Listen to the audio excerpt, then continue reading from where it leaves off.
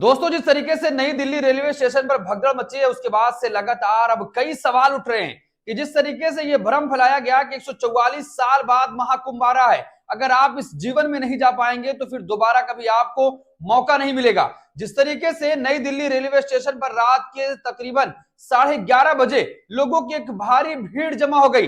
पहले तो रेलवे प्रशासन पूरी तरीके से मौतों को नकारता रहा कि कोई भी भगदड़ नहीं हुई है, किसी की भी मौत नहीं हुई है। आप अंदाजा लगाइए कि ठीक इसी तरीके से प्रयागराज के महाकुंभ में हुआ था और उस वक्त भी सरकार मौतों को छिपाने में लगी रही। आंकड़े अभी तक नहीं बताए गए।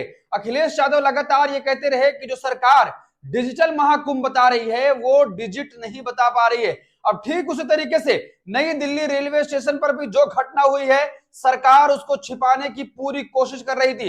पहले तो ये लोगों को बताया गया कि भ्रम फैलाया जा रहा है, अब उसके बाद जो सच्चाई के खुलकर सामने आ रही है, हम आपको बताएंगे कि किस तरीके से वहां पर भगदड़ हुई और रेलवे प्रशासन क्या कर रहा है और लोग कैसे अपनों को वहां पर ढूंढ रहे हैं। अस्पताल में जब बॉडी ले जाया गया, पूरी तरीके से वहां पर पुलिस को तैनात कर दिया गया कि ताकि मीडिया वहां पर ना जाए। मीडिया को रोका गया, सच्चाई छिपाने की कोशिश की जा रही है। आप अंदाजा लगाइए कि 1500 टिकट एक दिन में बेचे जा रहे हैं और वो भी जनरल डिब्बे के, यानी जनरल कोच के टिकट 1500 बेचे जा रहे हैं। रेलवे प्रशासन क्या कर रहा था? आखिर इतने टिकट क्यों बेचे गए कि जब उसको अंदाजा हो सकता था कि इतनी भारी भीड़ जा रही है, वो कहां जाएगी। यात्री और कुली पूरी तरीके से बता रहे हैं कि पहले 12 नंबर पर वो ट्रेन आने वाली थी, लेकिन फिर अनाउंस किया गया कि 16 नंबर पर आएगी, जिसकी वजह से लोग इस प्लेटफॉर्म से दूसरे प्लेटफॉर्म गए और वहां पर भगदड़ जैसी स्थिति पैदा हो गई। आप अंदाजा लगाइए कि किस तरीके से तमाम लापरवाही खुलकर सामने आ रही है,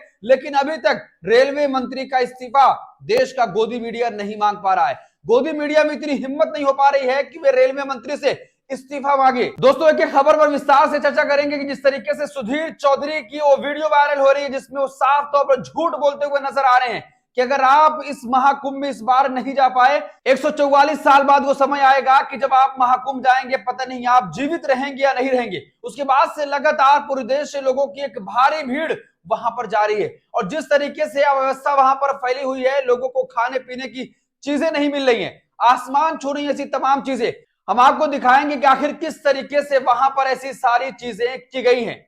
देखिए, पहले सुधीर चौधरी को आप सुनिए कि किस तरीके से इस भगदड़ के जिम्मेदार कहीं ना कहीं सुधीर चौधरी को मानना चाहिए कि इनकी वीडियो देखने के बाद लाखों की संख्या में लोग वहां पर पहुंच रहे हैं और ऐसी भ्रामक और झूठी खबरें फैलाई गई कि अब वहां के जो महंत हैं, साधु संत है, वो पूरी तरीके से कहने कि ऐसी जो सारी चीजें मीडिया पर फैलाई गई है वो सरासर झूठ है। हर 12 साल के बाद महाकुंभ होता है, कुंभ लोग मनाते हैं और वहां स्नान करने आते हैं, लेकिन जो आपको बताया जा रहा है कि 144 साल बाद आएगा, वो सरासर झूठ है। पहले आप सुधीर चौधरी को सुनिए कि आखिर वो क्या क्या कह रहे थे। कल ही हमने आपको यह बताया था कि अगला महाकुंभ अब 144 वर्षों के बाद वर्ष 2169 में होगा।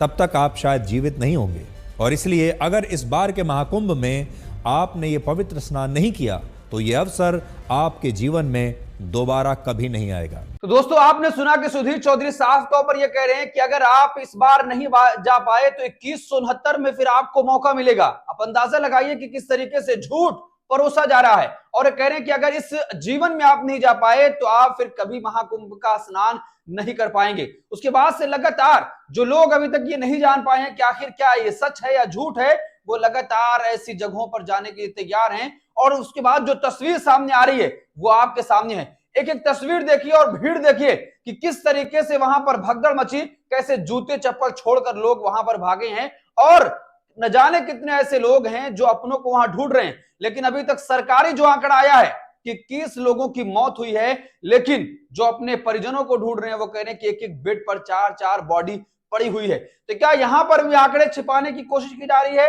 कि हजारों की संख्या में भीड़ थी और भगदड़ मची, उसके बाद हालात कितने खराब हो गए। रेलवे प्रशासन ये कह रहा है कि सीढ़ी पर एक व्यक्ति के फिसलने की वजह से ये भगदड़ मची है। आप अंदाजा लगाइए कि 1500 टिकट बेचे जा रहे हैं, वो भी जनरल डिब्बे के, और उसके बाद रेलवे प्रशासन ये कह रहा है कि लोग ही जिम्मेदार हैं, यानी कि रेल पूरी तरीके से अपनी जिम्मेदारी लेने के लिए तैयार नहीं हो रहा है।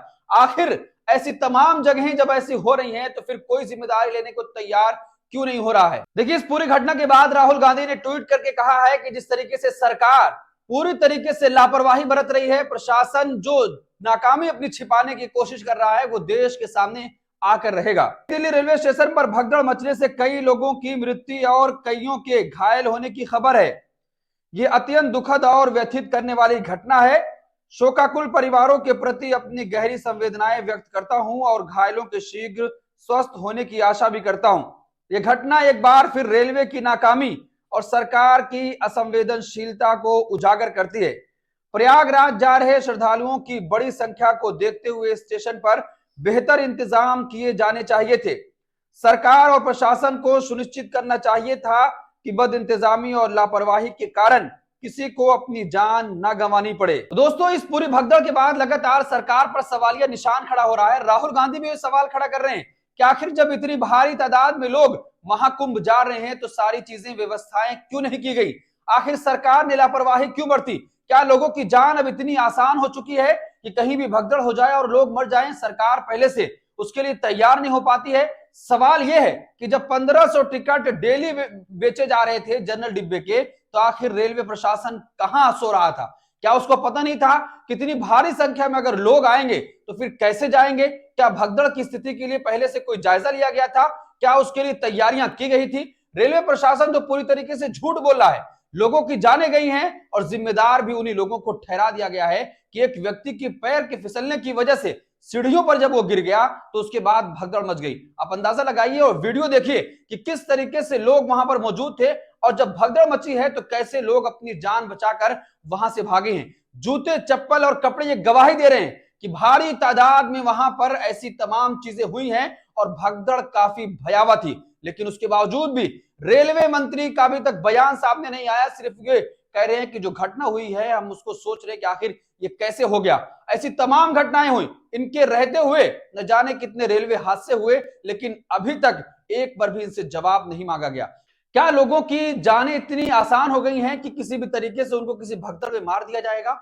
सवाल ये उठा जा रहा है और सवाल ये पूछा जा रहा है कि आखिर सरकारें क्या कर रही हैं? एक तरफ उत्तर प्रदेश की सरकार ये कह रही है कि आप स्नान करने आइए, फिर आपको मौका नहीं मिलेगा। अगर ऐसे आह्वान सरकार की तरफ से किया जा रहा है तो उसके लिए सारे इंतजाम भी किए जाने चाहिए। क्या पूरी तरीके से जब भगदड़ मची थी, योगी आदित्यनाथ को अखिलेश यादव ने पूरी तरीके से घेरा था कि आपकी बदइंतजामी की वजह से ऐसा हुआ? और जो वहां पर महंत और संत, साधु संत थे, वो पूरी तरीके से योगी आदित्यनाथ से नाराज हो गए थे और उसी वक्त उनके इस्तीफे की मांग की जा रही थी कि योगी आदित्यनाथ से इस्तीफा लिया जाए। अगर ये ऐसे रहेंगे तो और भी सारी चीजें, अभी घटनाएं हो सकती हैं। लगातार साधु संत चेतावनी दे रहे थे कि अगर योगी आदित्यनाथ को नहीं हटाया जाता है तो और भी घटनाएं देखने को मिलेंगी। अब नई दिल्ली पर जिस तरीके से दोस्तों भगदड़ मची है, तस्वीरें बहुत ही भयावह हैं। हम आपको और तस्वीरें दिखा नहीं सकते हैं, लेकिन जिस तरीके से अस्पताल के बाहर पुलिस तैनात कर दी गई, फौज को उतार दिया गया कि सारी जानकारी आप तक ना पहुंच पाए, कितने लोग मरे हैं सही आंकड़ा आप तक ना पहुंच पाए। आप अंदाजा लगाइए कि जो सरकार ये कहती थी कि हम सनातन की बात कर रहे हैं, हिंदुत्व की बात कर रहे हैं, उन्हीं लोगों की मौत हो रही है, लेकिन उन्हीं लोगों की मौतों के आंकड़ों को आपको नहीं बताया जा रहा है। तो आप सोचिए कि आखिर हो क्या रहा है इस देश में।